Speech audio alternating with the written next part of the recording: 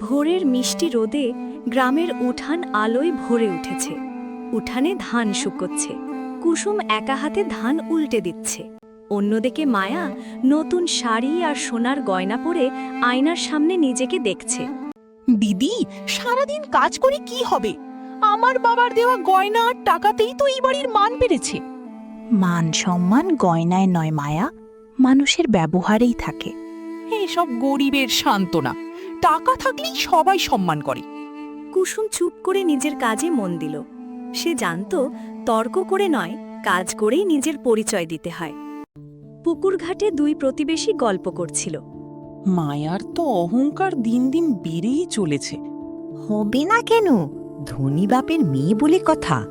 কিন্তু কুসুমের মতো মন কজনের আছে?